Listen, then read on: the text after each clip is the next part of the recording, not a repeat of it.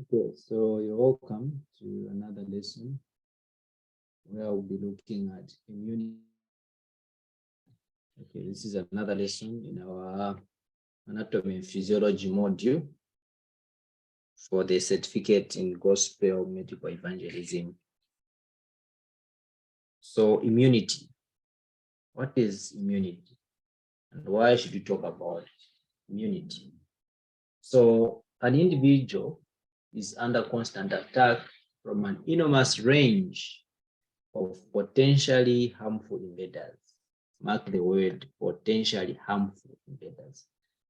Okay, so it's like you have enemies, or there are people who are your enemy. No, whom you are their enemy. Okay, so those people are potentially harmful. Okay, so from months spent in the womb to the end of one's life, we have these invaders, okay, potentially harmful.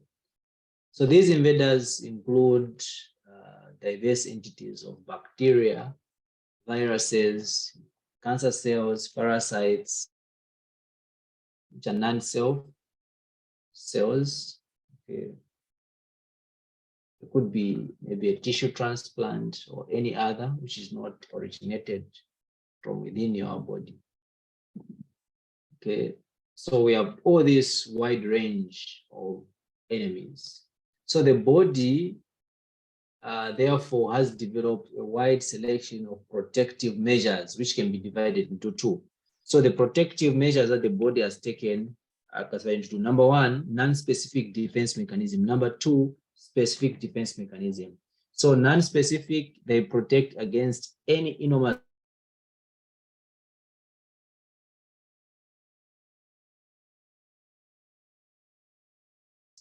these are grouped together under the term immunity.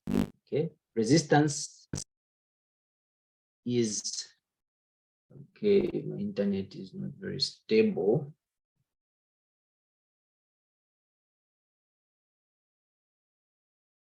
Okay.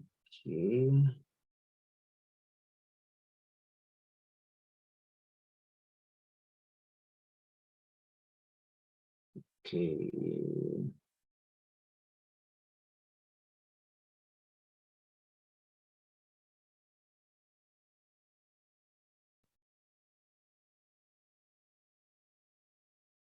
Okay.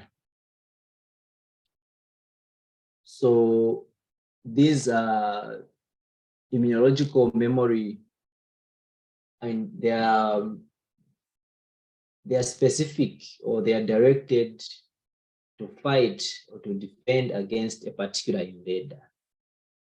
Okay. In addition, they have what is known as immunological memory that develops. Okay, and this memory is what confers long-term immunity to specific infections.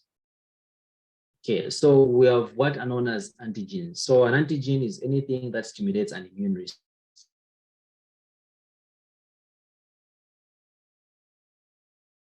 Germs versus a particular microflora and whether they can cope with invasion or on a physical level.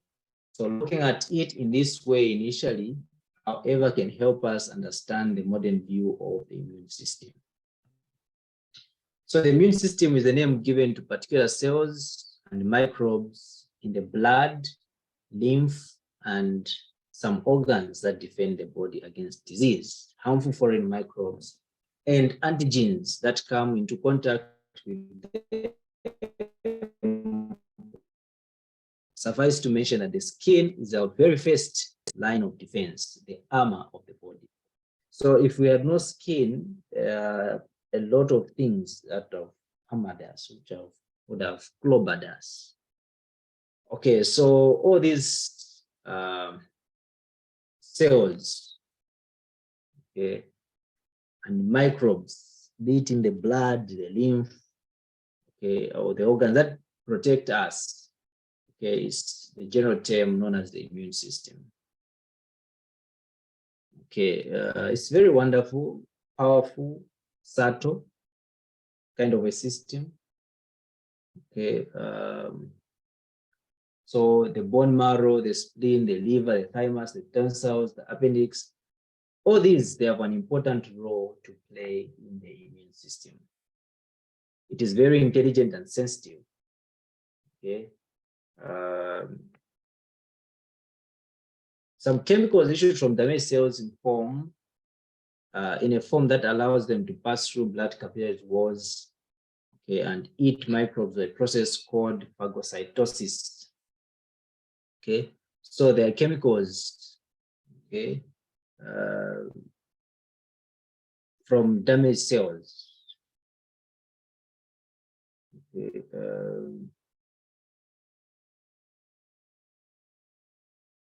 this is what enables, these particular microbes to pass through the walls, okay, and that's what enables the process of phagocytosis to happen. Okay, so their numbers increase according to the condition as they are able to determine the severity of the situation. Okay, so these are very sensitive. Okay, they are indicators that help them say, okay, there's danger here. We need so much, this much amount of soldiers and so on. So certain cells can produce a chemical called interferon, which is useful because it limits the replication of a virus. Okay, there are even drugs that are known as interferons, which they give at the hospital. Okay, they help to prevent the replication of the virus. Okay. So other cells, they secrete histamine, which causes blood vessels to dilate. Okay, so histamine is that helps in, or what causes flu. Okay, because of this dilation or expansion, okay, of these particular tubes, okay, reducing the space. Okay, so when histamine is released, the physiological effect is that there's what is known as vasodilation. Okay, that's the reason why, bees and histamine is released, you can have low blood pressure or hypovolemic shock, okay, because the blood vessels dilate and maybe blood pressure can be reduced. Okay, still others increase their numbers during allergic responses, alleviating condition by neutralizing histamine. Different cells wander through the body seeking foreign bodies known as antigens. So cells are many. So these cells enter the tissues to become macrophages. These are big eaters. Okay, even them, they can multiply as needed in affected organs. So macrophages are capable of isolating affected areas while they destroy antigens. Okay, these are cells. Okay, yeah. Okay, once they have been the place, their job is to find and destroy all invasive organisms, such as viruses and bacteria, and enter and endanger the body. Okay, so they form what is commonly called white bloodstream, the lymphatic system. Okay, so I think we discussed it when looking at the lymphatic system, that it is also known as the white bloodstream, if I didn't miss that point. Okay, this is a fine network that runs through the entire body, flowing in one direction toward the heart. Okay, that's the same one that we used when we're discussing the brushing. Okay, so we also have the T cells. These are produced for fighting abnormal cell structures. For example, cancer cells by a virus or transplanted tissue, okay, like heart transplants. They also fight pollen, fungi, bacteria, and some large molecules large molecule drugs like penicillin. Okay, so people in chronic diseases situations like AIDS have too few T cells and are considered immune deficient. Okay, so they're deficient of the immune soldiers known as the T cells. Okay, so T cells may act against themselves by mistake. Okay, normally those are known as autoimmune diseases or conditions. Okay.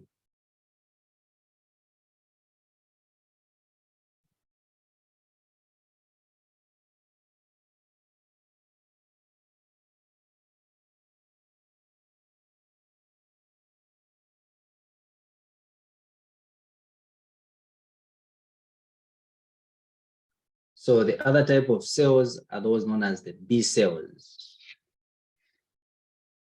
So B cells, they come from the bone marrow. B bone marrow. They are created by microbes and toxins. So they are microbes that produce certain toxins. Okay.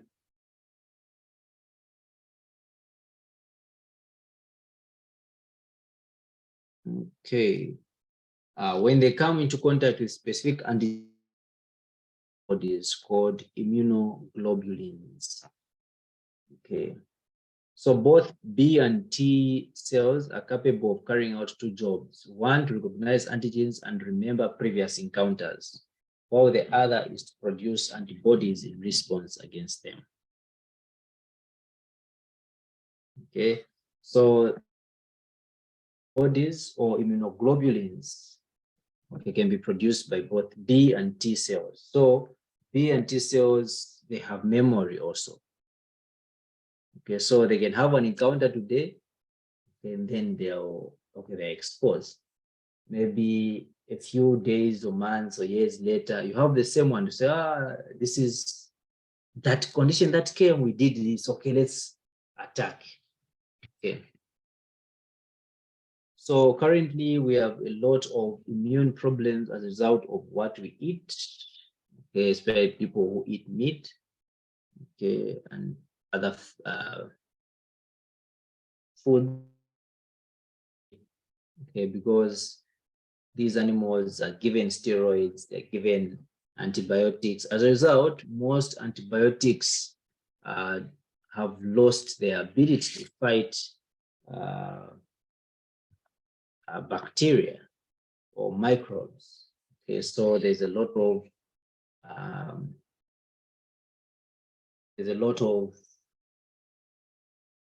resistance, okay, to antibiotics. Okay, so the other issue is about vaccination. So currently, there are a lot of vaccination, okay, in babies, the time they are born, the time when they are considered to be safe. Okay, so you've got, for measles, for mumps, for rubella. Okay, so most of these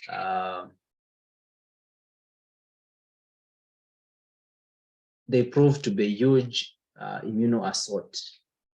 Okay, so vaccinations work because of the immune system's ability to respond, but it can tie up the body's B and T cell memory capacity to such an extent that the body's immune function ceases to be free to deal with any new challenge. So like you are giving these cells this particular information to an extent where that is the only information that these B and T cells will have, and they will be unable to fight a different type of infection should it come, because the vaccine has given different information. So there are a lot of vaccines that are coming on board, and most countries have banned some of these. And it appears with time, there will be a lot of vaccinations, multiplied vaccinations because you've seen that even COVID now, even children from 12 years old can be vaccinated, pregnant women alike. So we see the possibility of the near future having all these vaccines, okay, connected. Okay. So there are common herbs that help stimulate the immune system. Okay, turmeric root, burdock root, plantain leaf, oregano, garlic. These are very good for a lot of conditions. Talking about Allium sativum, which is garlic, it is the immune system's greatest friend. Okay, it is very strong, working as an antifungal than common nystatin. So nystatin is used a lot for oral thrush or vaginal candidiasis and vaginal thrush as well.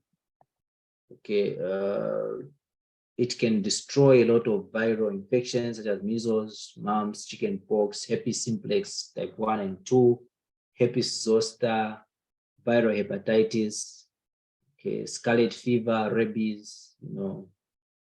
Garlic is very good for all these things, including diphtheria, cholera, bacterial dysentery, also not tried as diarrhea, TB, tetanus. Okay, so it is advisable to use garlic daily to keep an immune balance. So this is the Hooch formula of making a homemade immune supporter and fighter. Okay, it is also known as the modern day plague remedy. Okay, it does blood, stimulates blood and detoxifies it. Okay. Okay, so we're told to fill a jar 3/4 full with equal parts of chopped garlic. Okay, so if you've got 100 mils jar, okay, 3/4, okay, it should be filled with garlic.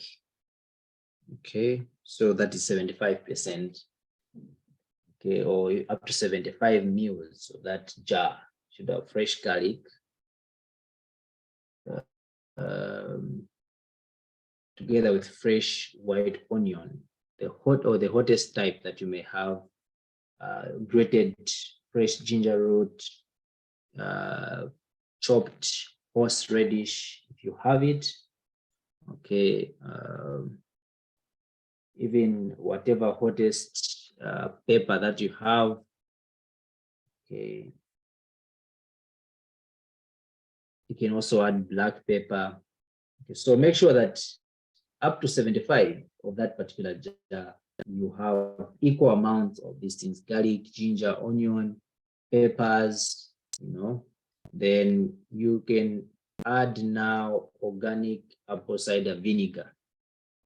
Okay, and then shake vigorously.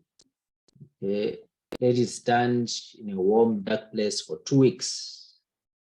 Okay, filter the mixture through a muslin or any fine sieve to keep the liquid only.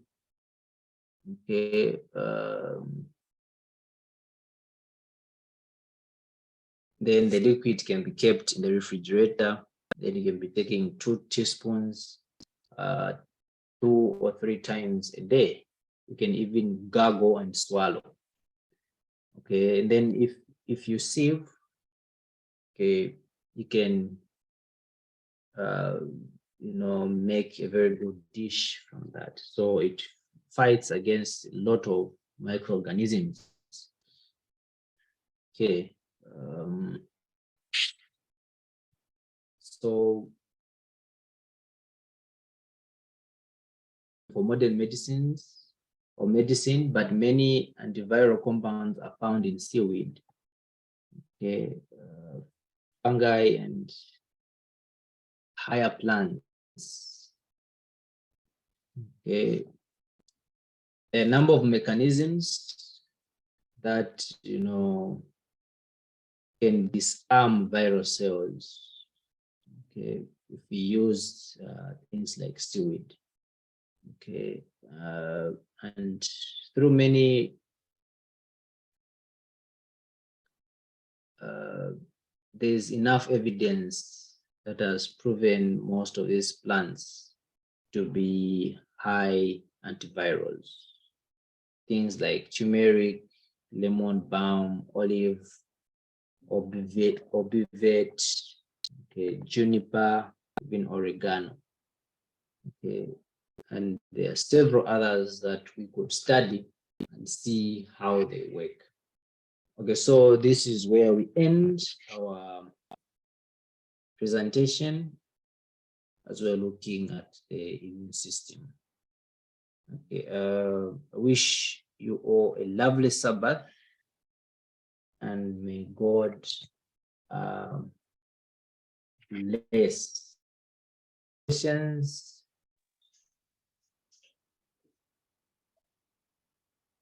Yeah, one question. Yes, Brother Hassan. I wanted to know if, for instance, turmeric root or ginger root, do they lose potency if you turn them into flour, or the power still remain the same? Or which one would you recommend? I'm asking because there are some parts which are very difficult to get, like turmeric root or ginger. Sometimes they already find it's in powdered form. So would you share your views on that? Okay, I think a quick one, I would say, depending on the condition, you might need to increase the amount of the dried ones. Okay, if you're using the dried ones. So there are particular plants that are more concentrated when dry, while others are more concentrated when they are fresh. That's why is hotter than the dried one. Okay, so if you do not have a fresh one, you can go with the same powder. Okay, you can go with the same powder, though it has lost maybe some of the moisture that contains certain things, but you may just need to increase the quantity of it to get the same benefit. So for me, I would go with the fresh one. Yeah, but if you do not have the fresh one, even the dried one, it's all right. Unless somebody else has something to add on.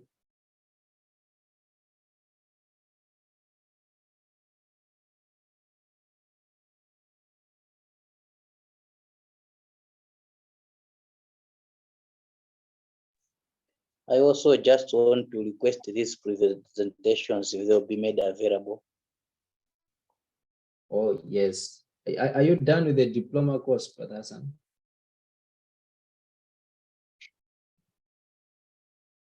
You also marked my paper and you gave me the result. Ah, so just waiting Yes. for the diploma. Sorry, come again. So you're just waiting for the diploma now. Yes, I'm waiting for my certificate. Ah, oh, that's great. That's great. No, all these will be made available. I think you should be able to receive also your certificates this Sunday. Yeah. Okay. Yeah. Thank you so much, brethren.